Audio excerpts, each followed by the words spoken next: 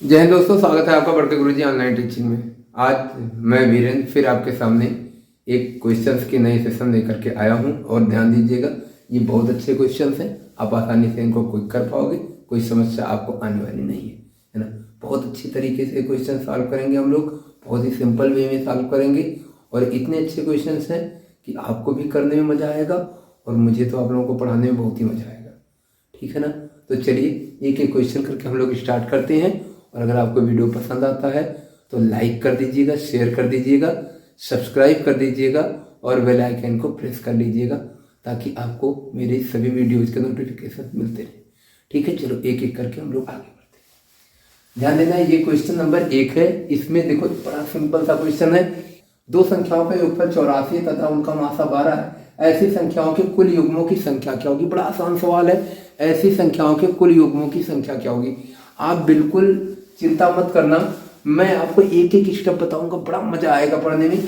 जैसे आप ये समझ जाना, अगर कोई मान लीजिए संख्या, ध्यान देना एक बेसिक तरीका बता रहा हूँ, इसका आंसर तो चुटकी भर में आपने बता दिया, दिक्कत नहीं आनी है। ऐसी संख्याओं के कुल युग्मों की संख्या, मैं पहले आपको क्वेश्चन बता देता हूँ। होता क्या है, 84 को आप क्या कर दो, 84 को क्या कर दो आप जल्दी से इस मासा पर 12 से डिवाइड कर दो और जो आएगा आपका 7 आएगा ना बेटा।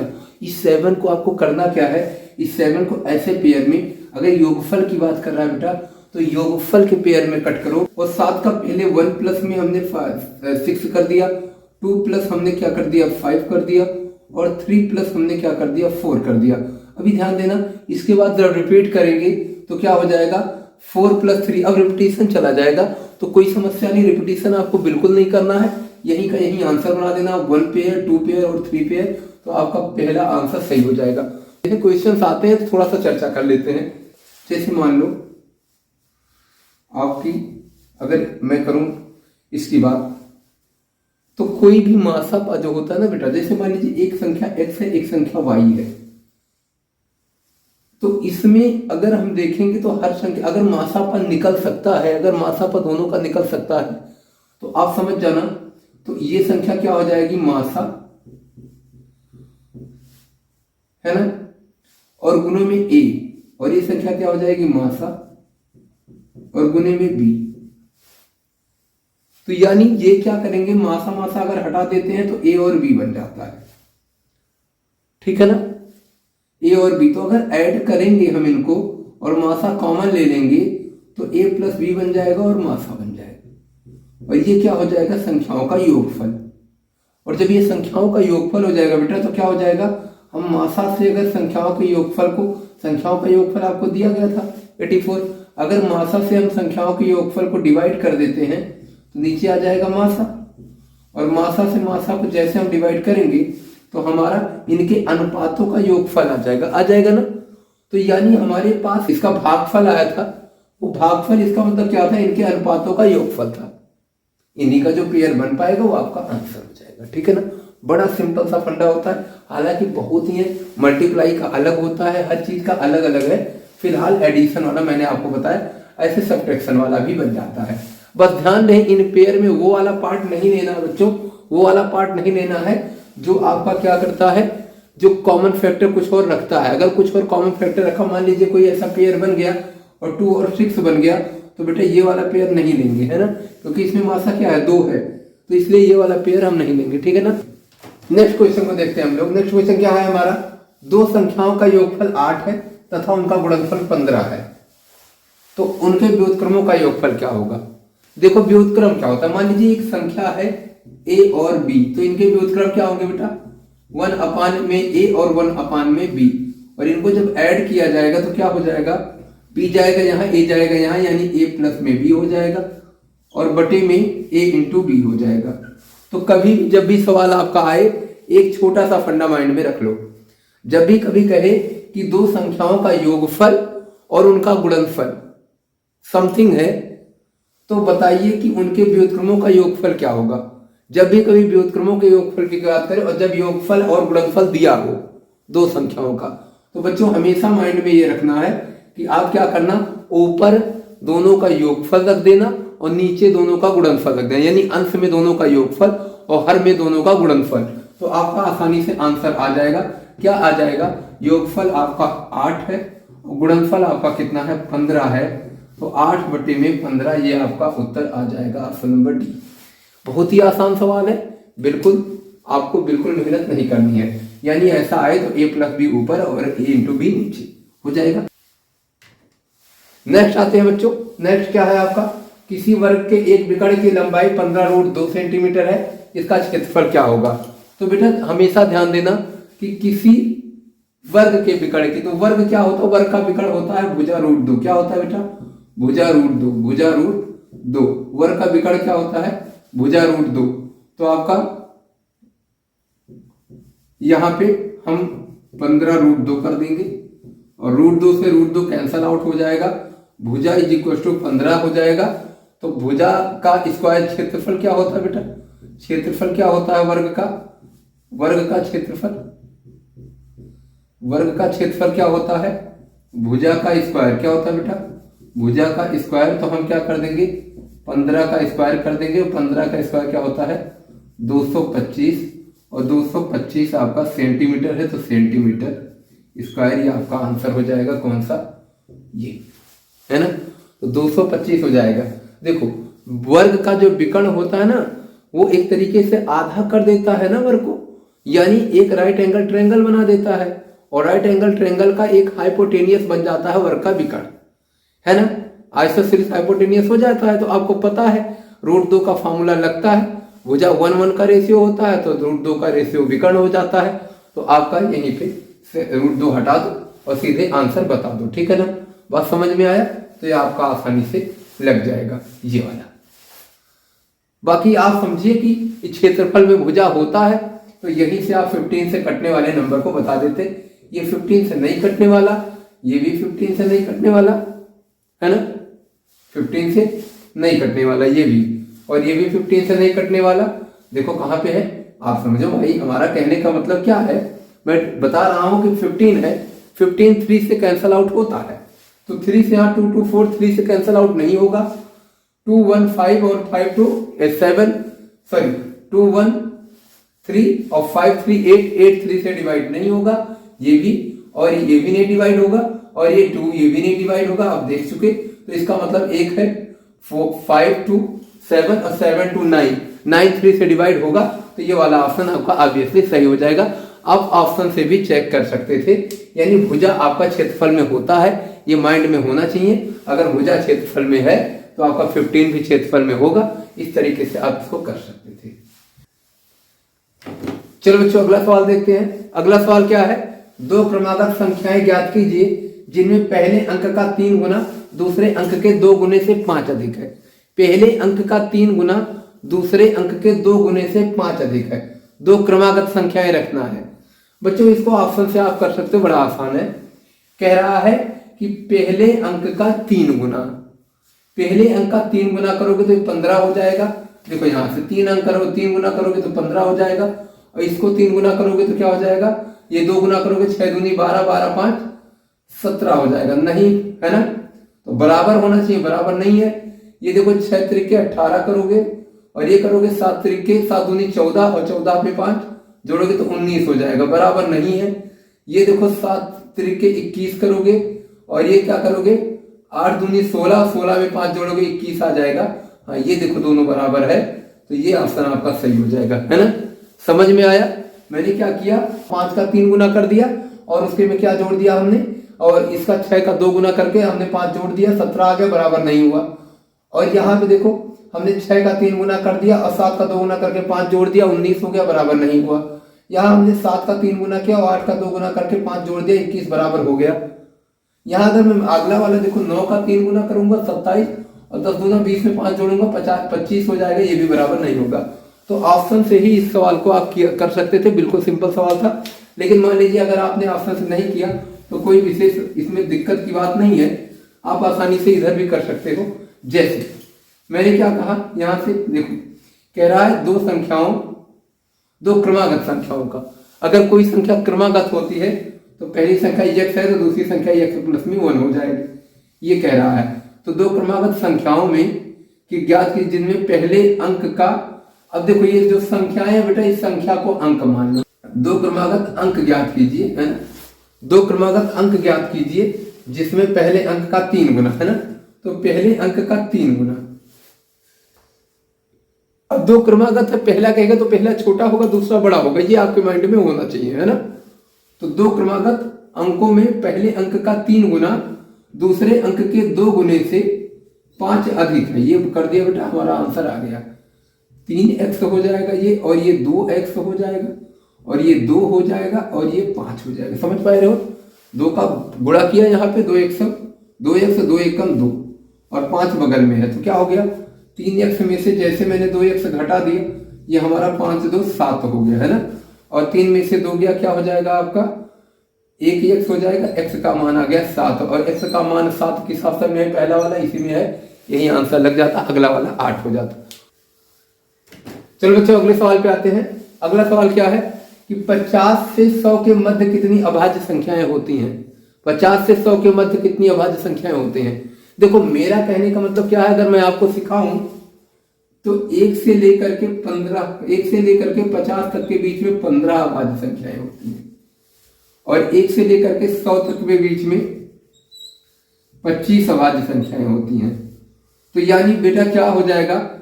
तो ये अब आपसे कह रहा है कि 50 से 100 तक के बीच में, तो इसका मतलब 50 से 100 के बीच में 25 माइनस 15 इज इक्वल टू 10, यानी कितनी हो जाएंगी? 10 संख्याएं हो जाएंगी, है ना। 10 समझ पाए? तो क्या हो जाएगा?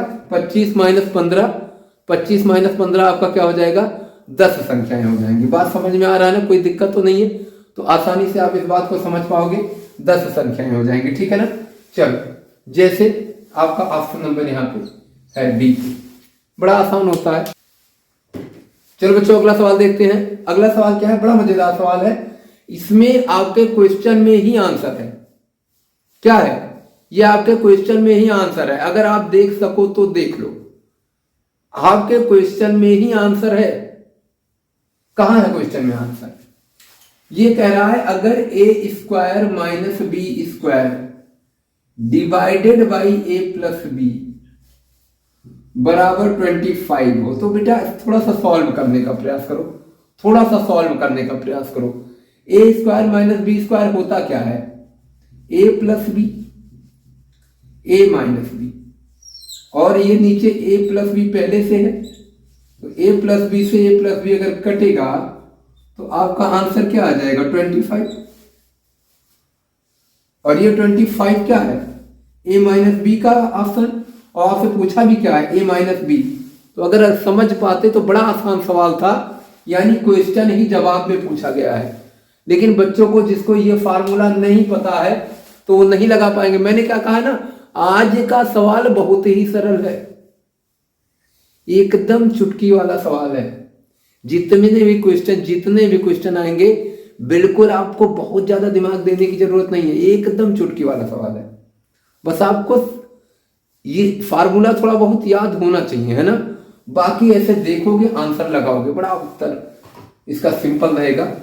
तो क्या इसका आंसर हो जाएगा? 25 हो जाएगा, ठीक है ना। क्लियर हो? समझ पाए? नेक्स्ट आपका क्या कह रहा है, ध्यान देना। नेक्स्ट आपका क्या कह रहा है, ये भी बड़ा मजेदार सवाल है। कह रहा है 3x प्लस में 0.04x, 3x प्लस में 0.04x is equal to something है। देख लो तो x का मान क्या होगा? बड़ा मजेदार सवाल है, एकदम चुटकी वाला है। जैसे 3x में प्लस 0.04x करोगे तो ये क्या बन जाएगा? देखो जरा, ये 3 पूरा पूरा है, बाकी ये है, तो x को अगर तुम कॉमन ले लेते हो तो बनता है 3 प्लस में 0.04, इट मीन्स 3.04 बनता है। और ये दोनों कह क्या रहा है? 0.608। क्या कह रहा है? 608, यानी क्या हो गया? 0.608। समझ पाए? यानी हमने क्या किया, इन दोनों को जब ऐड किया, इसमें से हमने x को जैसे कॉमन लिया, x को कॉमन लेते क्या बन गया? 3.04। x को कॉमन लेते ही क्या बन गया? 3.04, और 3.04 और इधर क्या है? 0.608। तो ऐसे केस में हम क्या करते हैं, x को यहां रोकेंगे और बाकी इसके साथ जो मल्टीप्लाई करने वाला न्यूमरल है उसको डिवाइड में ले जाएंगे, और जैसे डिवाइड में ले जाएंगे तो क्या हो जाएगा 3.04। क्या हो जाएगा 3.04। हमको करना क्या होता है, ये माइंड में अगर आपके रहे तो काम बन सकता है, अदरवाइज आप डेसिमल को हटा दो तो भी काम बन सकता है। बहुत अच्छा पार्ट है, डेसिमल को हटा ही दिया जाए। चलो डेसिमल को अगर हम हटा देते हैं तो मेरे दिमाग में एक बात आ रही है कि इसे डेसिमल को हटाने के लिए पहले यहाँ जीरो बढ़ाएंगे, जीरो बढ़ाएंगे तभी तो डिजिट बराबर करेंगे ना। लाइक डेसिमल जब तक नहीं करेंगे, समान दशमलव जब तक नहीं करेंगे, तब तक हम डेसिमल को हटा नहीं सकते। तो इसके लिए यहाँ देखो 2 डिजिट पे था और यहाँ कहाँ था, यहाँ पे 3 डिजिट पे था। तो हमको दोनों को या तो 2 बनाना पड़ता या तो 3 बनाना पड़ता। तो इससे अच्छा क्या है, हम 3 बना दें। बड़े वाले में ज्यादा जाते हैं, ज्यादा स्थान वाले पे। तो हमने एक जीरो यहाँ बढ़ा दिया। अब देखो बराबर हो गया। क्यों बढ़ा दिया, क्योंकि बाद के जीरो का डेसिमल में कोई महत्व होता नहीं है। तो हमने यहाँ पे क्या कर दिया, जीरो बढ़ा दिया। अब देखो डेसिमल यहाँ से हटा दिया, डेसिमल यहाँ से हटा दिया, और जैसे डेसिमल यहाँ से हटाया तुरंत देखो हमारा क्या बन गया, यहाँ पे 608 और अपान में क्या बन गया 3040। अब मेरी बात गौर से समझना, 304 दूना 608 होता है। 2 बारी गया ये, और 2 बारी जब ये गया तो बन गया ये 2/10, और 2/10 को क्या बोलते हैं, 0.2। क्या बोलते हैं, 0.2। तो ऑप्शन नंबर आपका बी सही हो जाएगा, 0.2। मेरी बात समझ पाए, बड़ा आसान सवाल है, कोई कठिन नहीं है, एकदम चुटकी वाला सवाल है ना। हमने कहा बच्चों को चुटकी वाला सवाल ही पढ़ाते हैं कि चुटकी बजाओ उत्तर बताओ, है ना। चुटकी बजाओ और उत्तर बताओ। हालांकि मेरी चुटकी नहीं बजी होगी, लेकिन आपके मन में चुटकी बज जाएगी, ठीक है ना। चलो बच्चों आगे आते हैं, अगला सवाल देखते हैं। अगला सवाल कह रहा है, यदि 7 पेज प्रतिदिन पढ़े जाएं तो एक पुस्तक 40 दिन में पढ़ी जा सकती है। यदि 7 पेज प्रतिदिन पढ़े जाएं तो एक पुस्तक 40 दिन में पढ़ी जा सकती है। और यदि एक पुस्तक 8 दिन में पूरी पढ़नी है तो प्रत्येक दिन में कितना पेज पढ़ना होगा। तो देखो भाई, ये काम और समय का सवाल है, काम समय का सवाल है। तो काम समय का सवाल बड़ा आसान होता है। कह रहा है 7 पेज प्रतिदिन पढ़ के 40 दिन में पढ़ा जाता है, तो काम कितना हो गया 740। और कह रहा है इसको 8 दिन में पूरा करना है। कितने दिन में, 8 दिन में। तो बताइए तो कितने पेज प्रतिदिन पढ़ने होंगे। तो प्रतिदिन 8 से भाग दे दो भाई, 8 से भाग, पूरे काम को 8 से भाग दे दो, आपका प्रतिदिन के पेजों की संख्या आ जाएगी। या फिर आपका पेज अगर दिया हो तो पेज से भाग दे दो तो आपका उसकी संख्या आ जाएगी कि किसकी क्या कहते हैं, कितने दिन लगे हैं। तो यहां तो दिन दिया गया है, लेकिन आपको पेजों की संख्या बतानी थी। तो 8 से काट दिया, 8 पंजे 40, तो 7 पंजे 35। तो बच्चों 35 पेज प्रतिदिन पढ़ना पड़ेगा। बड़ा आसान सवाल है, काम समय का सवाल था।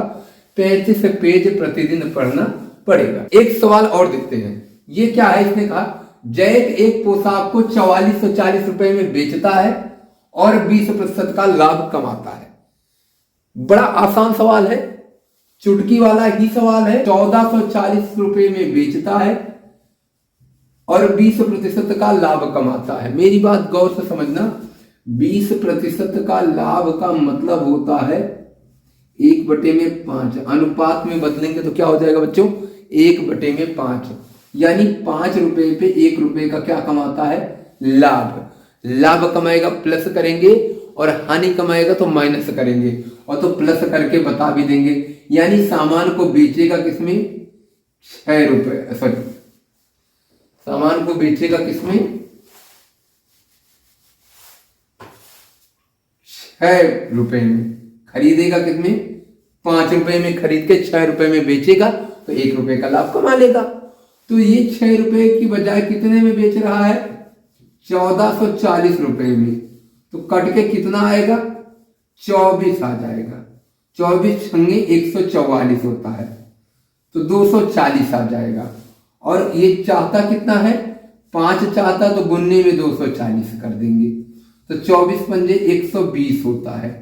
ये 1200 रुपया आपका बच्चों आ जाएगा। कितना आ जाएगा? 1200 रुपया। बहुत ही सरल सवाल है, बहुत ही आसान तरीके से हमने लगा लिया। हमने क्या कहा कि 1440 का मतलब 20% का लाभ कमा करके विक्रय मूल्य बनाया। तो यानी 20% का लाभ कमाएगा तो कितना पाएगा? 120% पाएगा। और 120% के लिए क्या दिया गया है? 1440 दिया गया है। 12 से 120 144 कटेगा 12 बारी, एक जीरो आ जाएगा और 100 निकालना है तो आप 1200 बता दोगे, आसानी से आ जाएगा। बहुत ही सरल सवाल है। कैसे? जैसे देखो यहां पर भी आपको बता दो दूसरा भी तरीका जैसे आप लगाते हो। 100% की बजाय 20% का लाभ कमाने वाला 120% पे बेचेगा, और 120% पे बेचने की बजाय वो क्या बेच रहा है? 1440 पे बेच रहा है। तो यानी ये 12 से कटेगा, ये 44 12 बारी, और जीरो से जीरो कट जाएगा। और आपको चाहिए कितना? 100। तो 12 सवैया 1200, 12 सवैया 1200, तो 12 सवैया 1200 आपका हो जाएगा। आंसर 1200 आ जाएगा। ऐसे भी लगा सकते हो, ऐसे भी लगा सकते हो, जो तरीका आपको बेटर लगे वो लगा लो। टमाटर का स्वाद आ जाए तो आप कहते हो आह टमाटर बड़े मजेदार है ना। तो ये चलते रहते हैं।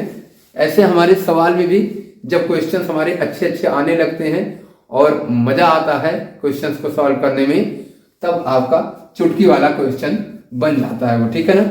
चलो बच्चों आगे आते हैं, एक सवाल और देखते हैं। एक सवाल और है हमारे पास। इसने कहा यदि कोई व्यक्ति किसी पंक्ति में 2 ओर से 14वें स्थान पर हो, 2 ओर क्या? दोनों ओर से, यानी यदि कोई व्यक्ति किसी पंक्ति में दोनों ओर से 14वें स्थान पर हो। गणित में रीजनिंग का सवाल आ गया, चलो कोई बात नहीं, आ गया तो आ गया, कर ही लेते हैं, कोई समस्या नहीं है। हम इसको रीजनिंग ना मान करके क्या मान ले? गणित मान ले, है ना। तो मैंने कहा कि अगर दोनों ओर से 14वें स्थान पर है तो ये इसका स्थान हो गया 14वां, और इधर से भी 14वां और इधर से भी 14वां, है ना। इधर से भी इधर गया तो 14वां लाया और इधर आया तो 14वां लाया, दोनों ओर से 14वें स्थान पर है, यानी बीचों बीच में बैठा है। और बीच वाले को निकाल दो, 14 के पहले इधर 13 बैठेगा और 14 के पहले इधर 13 बैठेगा। तो 13 दुनिया 26, 13 दुनिया 26 और 27, तो कुल स्थान कितने हो जाएंगे? 27। यानी इस पंक्ति में कितने व्यक्ति हैं? 27 व्यक्ति हैं। समझ में आया? गणित के अनुसार लगा दिया। अब रीजनिंग का एक फार्मूला होता है, अगर आप समझ पाओ तो बड़ा मजेदार। आपने कहा कि जब भी कभी बीच वाले व्यक्ति की संख्या दे दी जाती है, स्थान पता चल गया इधर से भी 14 उधर से भी 14, तो यानी 14 को 14 से जोड़ कर देंगे और -1 कर देंगे, टोटल संख्या आ जाएगी 14 14 28 में से 1 गया 27, है ना। यानी दाएं की स्थिति को बाएं की स्थिति में जोड़ करके 1 घटा देते हैं तो टोटल लाइन की संख्या आ जाती है। बहुत ही आसान है, आप समझ पाओ तो अच्छी बात है, अदरवाइज गणित लगा दो। आज के लिए इतना ही रखते हैं। देखो वीडियो पसंद आए तो जरूर इसको शेयर करना, लाइक करना, सब्सक्राइब करना, है ना, और बेल आइकन को भी प्रेस करना। ये सारे काम आप करना। और बच्चों पढ़ाई करो, क्योंकि एग्जाम ढेर सारे अब लग रहे हैं। नेक्स्ट मंथ में ढेर सारे एग्जाम आने वाले हैं, तो उन सबको आपको बीट करना है।